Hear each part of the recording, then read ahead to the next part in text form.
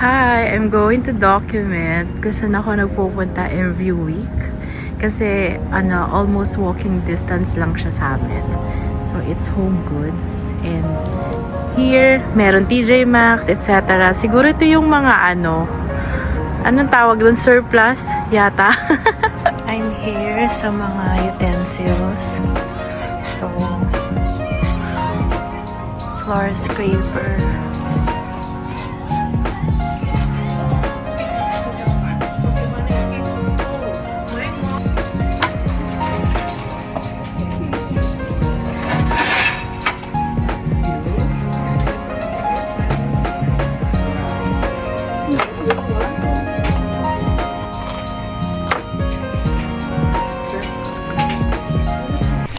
Okay, sana yung Le Creuset na to. Kaso, cellphone ko nga lang nalalaglag ko. So, I'm not sure if kaya ko to bitbitin. Baka magbasag-basag lang ako sa bahay.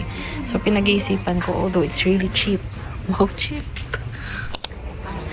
Kaya gusto ko sanang bilihin to. Kaso, since naglakad lang ako, hindi ko siya mabubuhat talaga. Super impossible talagang mailakad ko to. Kailangan may kotse akong dala. And, hindi ko alam kung paano ko pipikunin ulit yung asawa ko para samahan ako dito. So, this one is like $200. Mura pa din. Not bad. Pero, consider mo din yung pagpapadala ng balikbayan box, which is 5,000. So, mura pa din. Ito yung section kung saan ako bumibili ng mga pants. Pero, wala na yung Viking. Marami yatang bumili nun. So, even, yung iba hindi ko na alam kung anong brand yung mga yan. So, yeah. Even yung, basta, yun na yun. So, naghahanap ako ng apron. Gusto ko talagang apron ni Judy Ann. Kaso, syempre, TJ Maxx to. Hindi natin alam kung meron. Pero, problema ko, ang liit ko. So, hindi ko siya makuha. Hindi ko makita kung magkano. Dito sa TJ Maxx, you can spot Viking. I like the brand. Dahil lang kay Chef RV. Ayan, yung mga pinagbibili ko. Hindi ko alam kung gagamitin. Joke, gagamitin ko of course. Pero, mura talaga siya. I don't know if mura. Pero mura siya kasi, diba? So, yan. Yan na lang natitira dito. Yung mga pan na binili ko, wala na. So, mga pinaregalo siguro. So, there you go. Maganda to siguro. Baka, yeah, gagaling na ako sa pagluluto kasi medyo ganda-gandahan yung mga ginagamit ko. Yung mga ganon bagay. Alam nyo guys, maraming magandang quality mugs dito. Yan yung mga usually na karamihan or hindi naman karamihan ayaw matanggap pag Christmas. Kumbaga tama ng mugs. Pero if you're a collector of mugs, ganyan. Maganda to. Actually maganda talaga. It's only $4.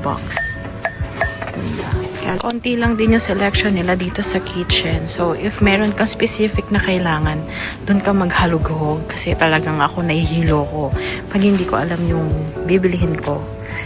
Sa Burlington to. And at the same time, ito lang yung pants nila. Which is, mabibili mo rin naman sa Pilipinas.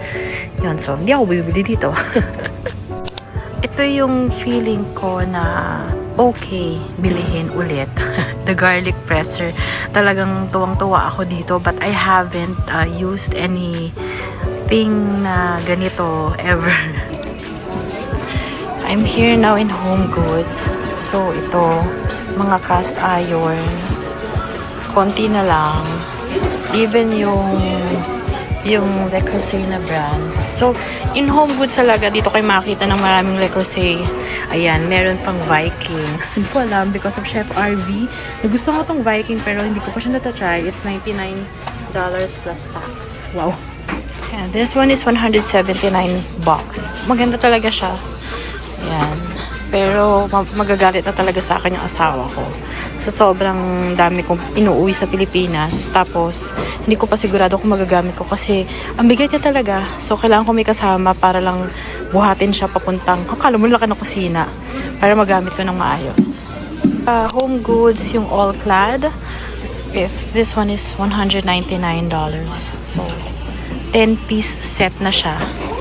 So, ang ganda.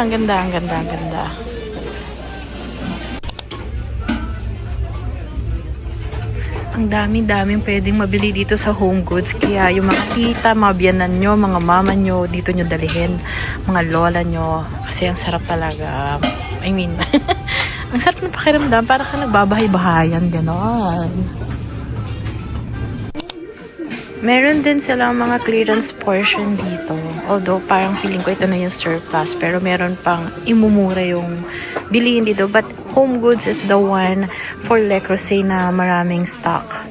Pans, pots, etc. So yeah, you just have to look talaga. Ako hilong-hilo na ako kakahanap. Pero this one is mura, $6 lang. Pero meron na ako nito. Ayan, nakakita ako dito na gusto kong bilihin. Sa Lodge, sa Home Goods. Pareho lang sila ng presyo sa TJ Maxx. Pero sis, ang bigat niya talaga. Ang bigat niya talaga. Hindi ko alam. Pero hindi ko sure kasi if makakapagluto din on stick, baka mamaya hilaw. Magkasakit lang ako. So, confused pa ako kahit $16 lang to.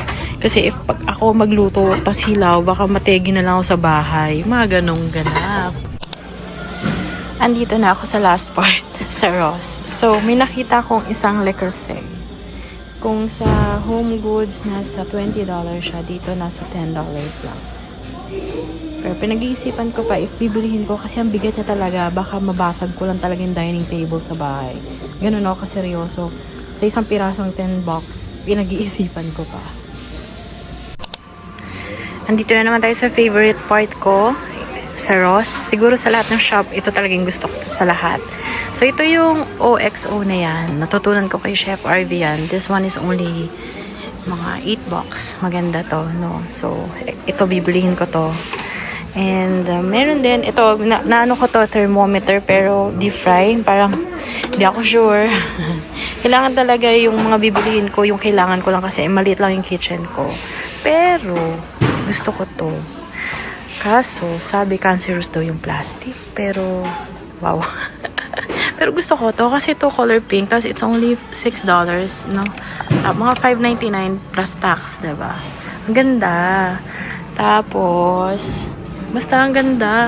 Marami pang kawali. Ang dami pang, ayun. Basta ang dami pang lutuan na maganda. Ay, ayan. Pantulog. Puro pantulog lang yung binibili ko dito sa Ross. Yan. Like this one. Kasi maganda yung tela. Maganyan. Calvin Klein. Gusto ko yan kasi mura lang yan dito. So far, yung mga pantulog ko yan, dito ko binibili. May ganon. Container part. Gusto ko rin bumibili dito. Mahilig kasi ako yung food prep. Yan, pag nasa Pilipinas. Talagang diet ako. Hindi diet eh. Actually, it's a lifestyle. Yan. Tapos dito ka nabili yung mga Pyrex na gusto ko. Mura dito kasi yung dalawa. Yan, 2-piece. Nakukuha ko lang dito na 8 box. So, ganun. Napakamura niya, I think. Pero mura na yon. Yan. So, yun yung libangan ko araw-araw. Pumunta dito at mamili ng mga pira-pirasong gamit ng kusina. So, it's a good thing.